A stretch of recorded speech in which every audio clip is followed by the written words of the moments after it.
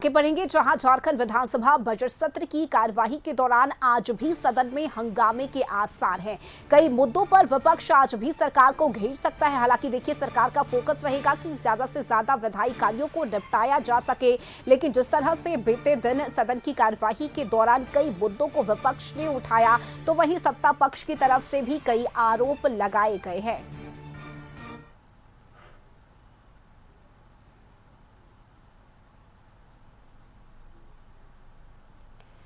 और ज्यादा जानकारी के साथ संवाददाता संतोष जुड़ चुके हैं। संतोष, देखिए, विधानसभा का बजट सत्र चल रहा है और लगातार कई ऐसे मुद्दे हैं जो पक्ष और विपक्ष की तरफ से बार बार उठाए जा रहे हैं। आज क्या संभावनाएं बनती हुई नजर आ रही है संतोष, और आज किन मुद्दों को जोर शोर से उठाया जा सकता है विपक्ष की तरफ से?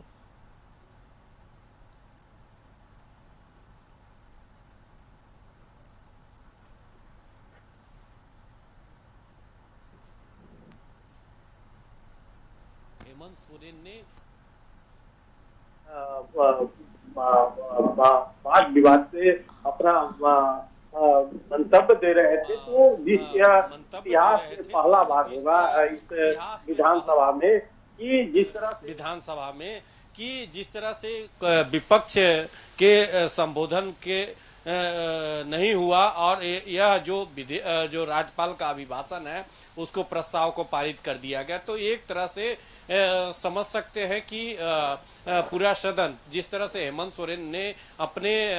संबोधन में उन्होंने कहा कि यह पहला इतिहास होगा कि 25 साल में कि विपक्ष नदारत है, तो कहीं न कहीं इस मामले को लेकर जिस तरह से अनुपूरक बजट पर चर्चा होगी और कई लोग विपक्ष के जो विधायक हैं वो नदारत रहे, तो अब देखना होगा कि क्योंकि 23 फरवरी को नगर पालिका चुनाव है और 24 फरवरी को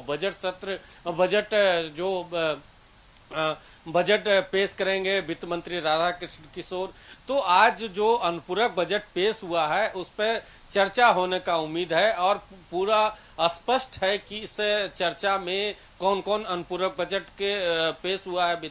वित्त मंत्री के द्वारा पेश किया गया है और उस चर्चा में क्या विपक्ष बाकी। जिस तरह से कल हेमंत सोरेन ने अपने संबोधन में कहा कि पूरा विपक्ष खाली है, अब आप समझ सकते हैं कि दलीय आधार पर चुनाव नहीं हो रहा है, लेकिन तब भी इस विधानसभा के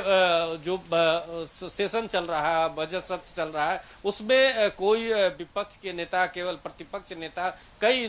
नेता, चाहे वो राज सिन्हा की बात करें तो कई नेता इस विधानसभा से गायब रहे, अपने क्षेत्र में नगर पालिका चुनाव में लगे हुए हैं। तो एक तरह से चर्चा का विषय बना। अब देखना होगा कि आज जो बहस, क्योंकि सबसे बड़ा 22 राज्यों में एसआईआर का जो नोटिफिकेशन हुआ है, तो उसके बाद अप्रैल में एसआईआर की प्रक्रिया शुरू कर दी जाएगी झारखंड में। तो उस मुद्दे को लेकर जो सदन के सत्ता पक्ष हैं, विपक्ष, दोनों आमने सामने हैं। अब इस आज जो अनुपूरक बजट पर चर्चा होगा, इस चर्चा में कौन कौन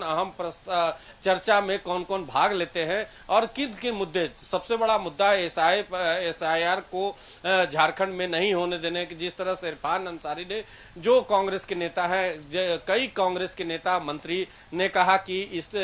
तरह हम एसआईआर का विरोध करेंगे, वहीं जो विपक्ष के नेता है उनका साफ कहना है कि एसआईआर हर कीमत पर होगा, क्योंकि यह जो प्रतिपक्ष नेता बाबूलाल मरांडी ने कहा कि यह हर एक साल 10 साल के बाद शुद्धिकरण किया जाता है वोटरों को, कि कौन जिस विधानसभा के वोटर हैं वो कौन मर गए हैं, कौन जिंदा है। तो एक तरह से आज रोचक, क्योंकि कई मुद्दे पर, चाहे वो धान खरीद पर, चाहे वो अस्पताल, जमशेदपुर में अस्पताल में पानी नहीं उपलब्ध नहीं होने के मुद्दे पर, जेपीएससी मुद्दे, कई मुद्दे पर सत्ता पक्ष और विपक्ष दोनों आमने सामने दिखेगा। जी बिल्कुल संतोष, इसके साथ ही अगर बात करें तो सरकार का यही फोकस रहेगा कि ज्यादा से ज्यादा सरकारी कार्यों को निपटाया जा सके। कल देखिए अनुपूरक बजट पेश हुआ है, लेकिन इसके बाद किस तरह से अब विपक्ष अपनी बातों को सदन में रख रहा है, इसी लेकर क्या जानकारी, और सरकार की तरफ से आज किन बातों को सदन में रखा जाएगा, आज मुद्दे क्या होने वाले हैं सदन की कार्यवाही के दौरान? देखिए, सबसे बड़ा बात है कि विपक्ष बीजेपी अभी तक बजट सत्र की शुरुआत हो गया है, लेकिन विधायक दल का बैठक नहीं, विपक्ष जिस तरह से कल हेमंत सोरेन ने संबोधन में अपने कहा कि विपक्ष पूरे विधानसभा के बजट सत्र में नदारत है। तो अब देखना होगा कि सबसे पहले तो अनुपूरक बजट पर चर्चा होगा, और चाहे वो जेपीएससी मुद्दे पर हाईकोर्ट के तरफ से भी कल राहत देने की बात विद्यार्थियों को आया है, और जिस तरह से सरजू राय ने जेपीएससी मुद्दे पर, तो कई मुद्दे, चाहे वो धान खरीदी की मुद्दे की बात करे, चाहे रिम्स 2 की बात करें, तो कई मुद्दे उठने की उम्मीद है। अब सदन थोड़ी देर में सदन की कार्रवाई शुरू, ठीक 11 बजे कार्रवाई शुरू की जाएगी, और उसके बाद देखना होगा कि कौन कौन मुद्दे, अहम मुद्दे इस सदन में आज उठाए जाते हैं माननीय के द्वारा। जी चलिए, बिल्कुल संतोष, नजर बनी रहेगी। बहुत शुक्रिया आपका इस जानकारी के लिए।